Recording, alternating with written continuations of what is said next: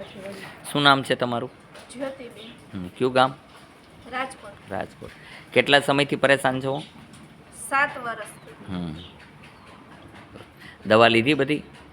દવા થોડોક ટાઈમ લીધી હતી જ્યારે ચિકનગુનિયા થયો ને ત્યારે, અને 3 વર્ષ પહેલા વાની દવા લીધી હતી. પછી એકેય દવા નથી લીધી. અત્યારે શું શું દુખે છે? અત્યારે હાથ પગ વાહો, અને અત્યારે વધારે પ્રોબ્લેમ કમરમાં છે. બરોબર છે. એટલે ફરતો હંધિયો વાહે. સંધિવા છે. ડૉક્ટરને તમે બતાવો તો શું કહે છે? ડૉક્ટરને થોડો આ 2 વર્ષથી આજ મેં બતાવ્યું જ નથી. પણ શું કહે, શું રોગ શું કહે તમને? એને સંધિવા કહે. બરોબર છે. તો એનો નિકાલ કરવાનું કાંઈ ન કીધું કે નિકાલ આનાથી થઈ જશે એમ? નિકાલ 4-5 દવાખાના ફેરવ્યા પણ કંઈ ફેર ન પડ્યો એટલે બંધ કરી દીધું. બરોબર છે. હવે આપણે કોઈ દવા લગાડશું નહીં. તમને ચામડીનો પ્રોબ્લેમ, સ્કિનનો પ્રોબ્લેમ છે ને? હા, સ્કિનનો પ્રોબ્લેમ હોવાને કારણે આપણે કોઈ દવા લગાડશું નહીં. એમણે મારી એક દવા છે જડીબુટીથી બનેલી, એ દવા તમને આપીશ. એનાથી તમને અત્યારે દર્દ વયું જવું છે. તમે ખુદ કહેશો કે દર્દ નથી, તમારી મોઢે બોલશો કે દર્દ છે કે નહીં, હું નહીં કહું. બરાબર છે. હવે આપણે ચાલુ કરીએ ઈલાજ. બરાબર?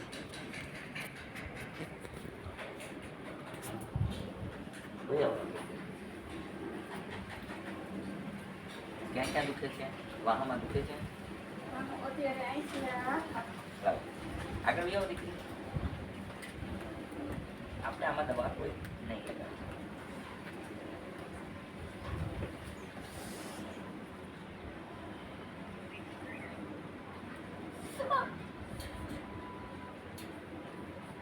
કરો હાથ ઊંચા. દર્દ વહી ગયું? જોઈ લ્યો. બંધ થઈ ગયું. ઈ રેવા દો. ઈ 2 મિનિટ દર્દ થશે. ઓલું દર્દ જુઓ ને, આપણે જે જોવાનું છે. હાથ દબાવીશ ને દીકરી, એને પોઈન્ટ છે, પોઈન્ટ કર્યો એટલે એની હિસાબે તમને થોડુંક વાર દર્દ રહેશે, પણ ઓલું દર્દ વયું જશે. જુઓ કેટલું. બરોબર. લાવો હાથ લાવો.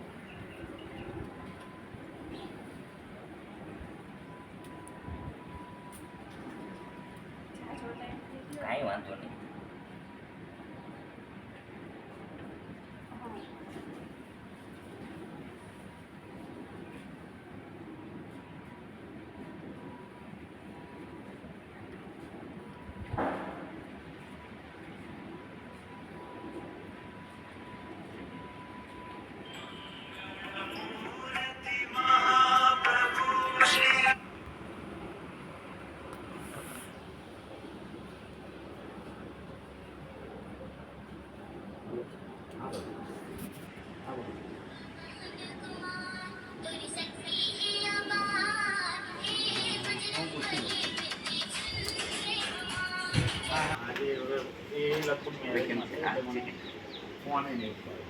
હોય એવું કહેવાનું, સત્ય કહેવાનું, જેટલું હોય ને એટલું સત્ય કેવું હોય. હા,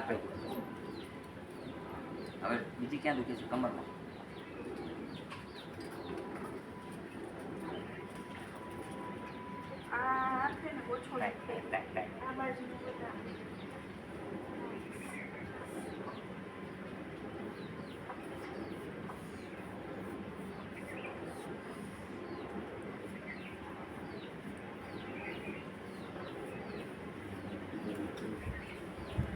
ગેસ રીએ છે તમને? કબજિયાત છે?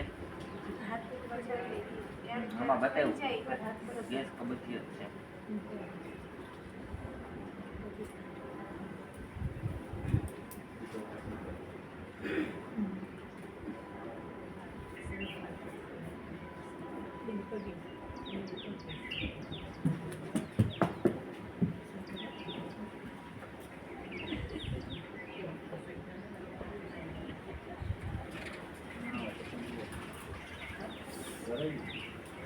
જુઓ જેવો કમરમાં.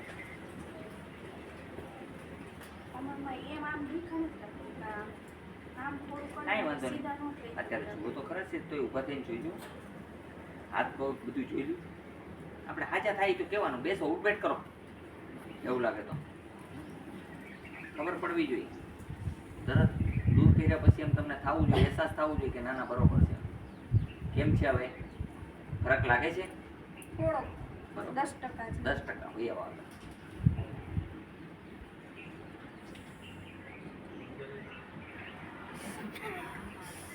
ઘડીક વાર.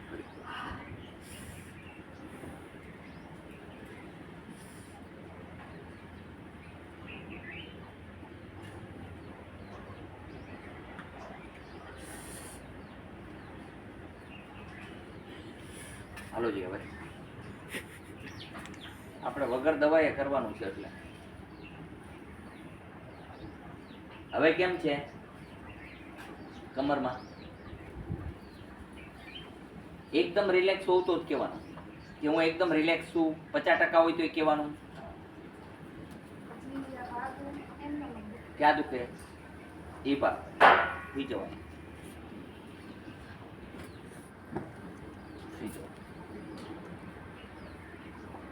આમાં આમ આમ પડખું ફરી જજો બે.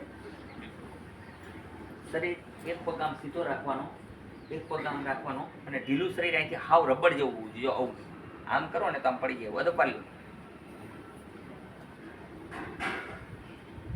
અને ઢીલું મૂકી દો. હાવ હાવ ઢીલું મૂકો ને. તમારે સારું કરવું છે કે નથી કરવું? ઢીલું મૂકી દો શરીર.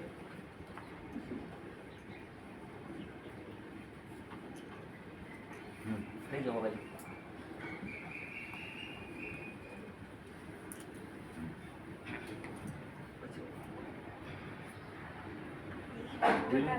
હા વાંધો નહીં. ઢીલું મૂકી દો શરીર. હાવ ફ્રી મૂકી દો અને આ અદબ રાખો ટાઈટ. અને આને ઢીલું મૂકો. આને રબડ જેવું કરી નાખો. ભેગા કોણ આવ્યા? ઓલા ભાઈ કેમ ગયા? અહીંયા આવો. આને દબાવો. હાવ ઢીલું મૂકો ને તમે બેન. આમ રબડ જેવું થવું જોઈએ. તમે દાંત કાઢવામાં કરો. શું કરશું? કેમ ઈલાજ કરવો? જુઓ દે. અહીંથી ઢીલું મૂકો ને. અહીંથી ટાઈટ છે પણ આમ થવું જોઈએ. જો આ હાથ આમ વયો છે ને વયું જવું જોઈએ આમ શરીર. ના ના આખું વરે ગમે ને જામ શું હોય એ ટાઈટ કરી દઈએ. તમે અહીંથી ઢીલું કરી નાખો બેન. અહીંથી આમ જવું જોઈએ. આમ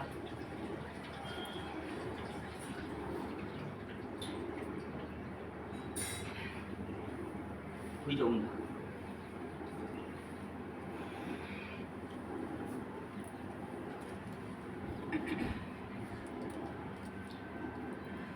લાવો બે પાછો.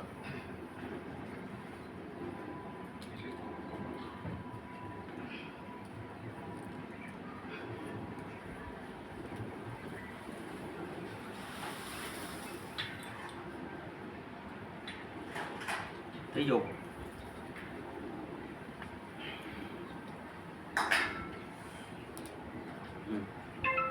કરો પગ સીધા કરો. કઈ ચડી ગઈ?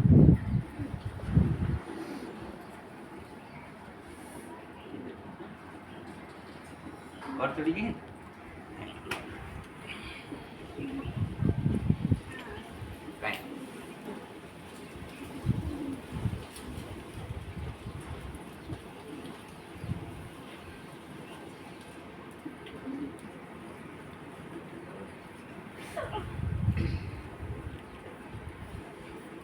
તમને ગેસના પ્રોબ્લેમની હિસાબે આ થાય. શેની હિસાબે? વા નથી, ગેસની હિસાબે થાય. ગેસ ભરાય તમારા શરીરમાં. શું ભરાય? અને આંતરની અંદર તમારે મળ જામેલું છે. શું જામેલું છે? લેટરિનમાં ઘણી વખત તમારે 2 વખત જવું પડતું હશે. મેં એમ કીધું તમને કે 2 થી 3 વખત જવું પડે, પરંતુ તોય મેં તમને 2 વખત જ કીધું. કારણ કે આંતરની અંદર મળ જામેલું છે. સંડાસ ચોટી જાય તો શું થાય? ખાવું ભાવે નહીં, પોટકાર ખરાબ આવે. સુઈ જાઓ, સીધા સુઈ જાઓ. પાછા સીધા. પગ આમ રાખવાના હે. આમ ખોલો. આમ પગને ધીમે ધીમે ખોલો. ખોલો. બેટા થાવ. બેટા થાવ બેન. થાવ બેટા. આવો સીધા. હવે લે ઉભા થો.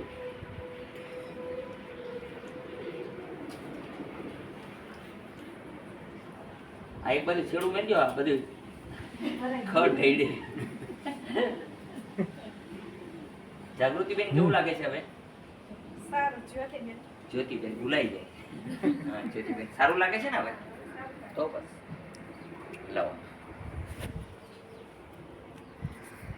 આવો જાગૃતિ. આપણે અત્યારે કોઈ દવા લગાડી નથી. તમારી ટ્રીટમેન્ટ એમનેમ કરી જે પોઈન્ટથી અને અમુક વસ્તુથી કેરોથેરાપીથી કરી. અત્યારે કેવું લાગે છે?